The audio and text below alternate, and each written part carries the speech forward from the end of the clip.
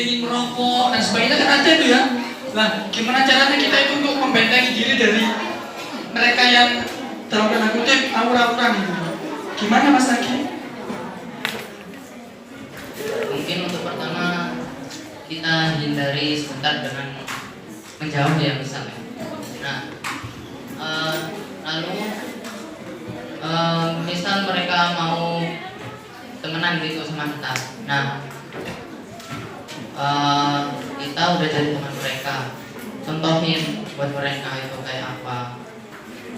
Misal mereka merokok, itu kita bilang lain kali jangan merokok. Dibungkusnya kan udah ada peringatannya gitu.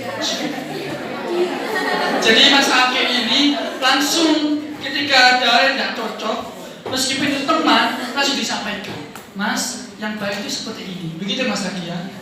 Apapun resikonya nanti ya, misalnya mereka menjauhi dan sebagainya, yang penting kebaikan itu kita sampaikan begitu ya. Sekali lagi uswah, keteladanan, ya itu luar biasa Mas Aki ya. Baik, selanjutnya Mbak Laras. Misalnya ada nggak ya temennya yang merokok Mbak? Nggak ada ya? Atau kejelekan apa yang ada di sekolah Mbak Laras? Kemudian Mbak Laras nggak mau ikut, gimana caranya Mbak Laras? Kalau kejelekan pasti kan ada di setiap sekolah. Nah kalau di sekolah ya negeri itu pasti ya biasanya kayak berpacaran, terus ya pacaran ini tadi, terus berkata kotor kayak pisau kayak gitu, itu pasti udah gak asik kalau di negeri. Tapi bisa kita tetap membatasi diri. Ya kita bikin kayak kontrol itu loh, kayak checklist gitu. Tapi kita yang ngelakuin sendiri biar kita itu ya terhindar dari kayak gitu.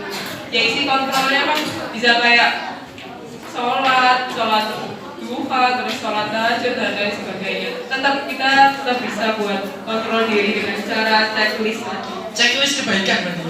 Checklist kebaikan. Jadi artinya Mbak Laras punya target ibadah anggaplah ya gitu ya. Jadi pekan ini tuntas nggak checklistnya begitu Mbak ya. Sehingga kalau sibuk dengan kebaikan, maka Mbak Laras yakin keburukan itu tak akan bisa masuk begitu Mbak Laras. Ya. Jadi anak-anak intinya ketika keburukan itu sudah banyak di sekeliling kita, maka caranya Mbak Laras adalah perbanyak kebaikan. Kalau memperbanyak kebaikan, Ustaz yakin orang itu akan capek dengan kebaikan, keburukan dan bisa masuk. Ini Ustaz yakin, ya. Jadi kalau kalian banyak waktu longgarnya, banyak waktu tidak bermutunya, maka banyak kemungkinan pula nanti hal-hal yang kotor mengajak. Misalnya ya habis sore, Mbak Laras ini menceklis misalnya tilawah 1 juz misalnya. Maka ketika sudah tilawah 1 juz, pasti ini capek. Aku capek ini sambil nunggu maghrib begitu. Tapi ketika anak ini tidak menceklis ibadah tilawah 1 juz, maka nanti banyak nih setan-setan yang mau masuk. Misalnya di WA, ayo keluar yuk. Di mana? Ini loh di warung kopi mana gitu misalnya. Mungkin saat ini Mbak Laras punya komitmen, ya baik aku ikut, tapi nanti sebelum maghrib aku sudah pulang Bu ya. Sekarang ikut, sebelum maghrib boleh pulang. Tapi lama kelamaan akan membiasakan diri semacam itu, sholat maghribnya akan hilang. Paham ya?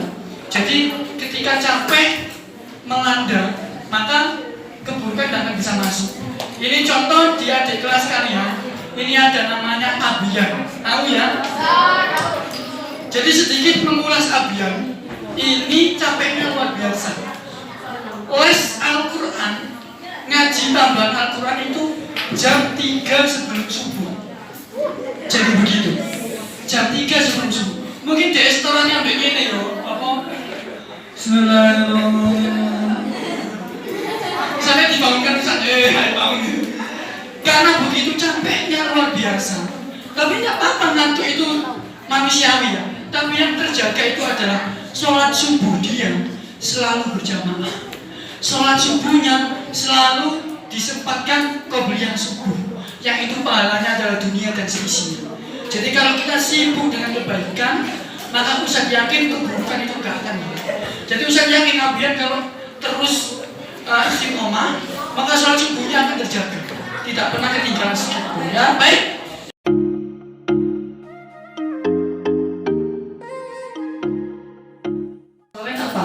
ketika Mas Naki dulu di kelas 6? Boleh disampaikan ke kita Mas Naki? Kalau belajar itu ya emang harus ya. Lalu di samping belajar juga ada akhlak kita. Akhlak kita itu harus baik gitu kepada guru. Guru kita apa namanya? Kita hormati. Lalu dengan orang tua itu harus berbakti. Dengan teman itu diminati. Mantap ya jawabannya. Akhlaknya ditata dengan baik, terutama dengan guru dan orang tua ya. Kalau sudah ditatai, nanti semua prosesnya akan menjadi mudah ya. Untuk Mbak Laras bagaimana? Untuk kiat sukses di kelas 6 yang menjadi pembeda dengan sekolah-sekolah lain bagaimana? Mbak Laras bisa disampaikan ke kita? Yang pertama belajar dengan giat itu yang pasti, terus habis itu selanjutnya lakukan kebaikan itu secara istiqomah terus menerus, terserah satu kebaikan atau beberapa kebaikan, tapi kalau bisa dilakukan terus menerus itu yang akan membuat nanti akan memancing nilai buat nilai UNAS bagus kayak gitu. Gitu ya. Jadi ada kebaikan yang terus diulang-ulang meskipun sedikit ya. Jadi mungkin bisa usah simpulkan anak-anak. Jadi ketika hal yang sederhana, ini sampah ini, langsung kita buang ke tempat sampah. Seperti anggaplah ini tempat sampah ya. Anggap. Setelah itu kita berdoa, ya Allah, dengan hal yang kecil ini mudahkan urusanku besok. Itu berkali-kali berulang-ulang. Ketika ada sampah lagi atau bukan sampah, hal yang sederhana misalnya menolong pusat-pusada. Nah, tolong dihapus dong papanya, langsung mereka berebut. Dihapus papanya, langsung berdoa. Karena setelah melakukan kebaikan, kita berdoa, itulah tempat mustajabah. Waktu yang mustajabah, terkabulnya doa seperti itu. Seandainya beberapa kali kecil-kecil kita kumpulkan dan kita berdoa, insya Allah Allah akan mengabulkan doa itu. Ya, seperti halnya batu yang besar, yang kuat kokoh, ketika ditetesi air terus menerus, tes, setahun 2 tahun, bongkar batu yang besar itu akan lubang. Bahasa Inggrisnya itu bolong. Padahal harus sederhana netes. Tidak untuk kemungkinan kalian. Pahalanya kecil dilakukan terus berdoa.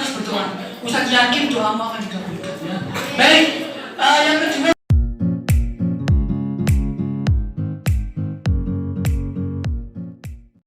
Kekuatan yang sama, tapi mereka tidak sadar kalau punya itu. Ditanya, apa? Katanya siapa? Katanya Mbak ini tadi, potensinya namanya waktu 24 jam. Bingung. Saya bingung. Maksudnya apa? 24 jam itu kalau orang lain digunakan banyak main, digunakan banyak bercanda, digunakan untuk banyak bersenang-senang. Tapi saya 24 jam, waktunya belajar, waktunya main-main, waktunya makan-makan, waktunya istirahat, waktunya tidur. Jangan sampai sekolah sambil tidur, gitu kan ya? Atau waktunya tidur sambil sekolah. Nah, itu ada banyak ya gitu sekolah.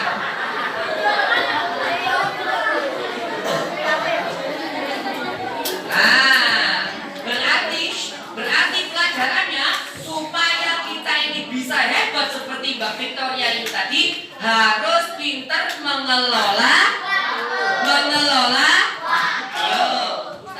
Ustaz kan cerita, Ustaz emang di Al-Quran ada, Ustaz ada. Ingat ya, nah itu tadi yang disebutkan tadi, namanya surat Al-Asr. Bunyinya pertama gimana? Wal asri, artinya apa? Demi masa atau demi waktu. Ku menatap dalam kelam, tiada yang aku lihat selain hanya namamu, ya Allah. Esok ataukah nanti, ampuni semua salahku, lindungi aku dari segala fitnah. Kau tempatku meminta, kau beriku bahagia, jadikan aku selamanya hamba-Mu yang selalu bertaubat. Ampuniku ya Allah, yang sering melupakan-Mu saat Kau limpahkan karunia-Mu. Dalam sunyi aku bersujud. Ya Allah, jadikan kami, anak-anak kami, murid-murid kami tergolong orang-orang yang ahli ibadah, ahli membaca Al-Quran, ahli berbakti kepada orang tua, dan ahli orang-orang yang beserta orang-orang yang saleh masuk surga. Allahumma ighfir lana dzunubana wa liwalidina wa amamina wa ajdadina wa masyayikhina wa talamidana wa man lahu haqqun 'alaina bi rahmatika ya arhamar rahimin. Ya Allah, ampunilah dosa-dosa kami, dosa bapak ibu kami, dosa paman bibi kami, dosa-dosa kakek nenek kami, dan dosa guru-guru kami, dosa orang-orang yang pernah berjumpa dengan kami. Allahumma yassir lana umurana, Allahumma yassir umurana ziyarata Makkah wal Madinah. Allahumma rabbana atina fid dunya hasanah wa fil akhirati hasanah wa qina adzabannar. Sallallahu ala sayyidina Muhammadin wa ala alihi wa sahbihi wa sallam. Alhamdulillahi rabbil alamin.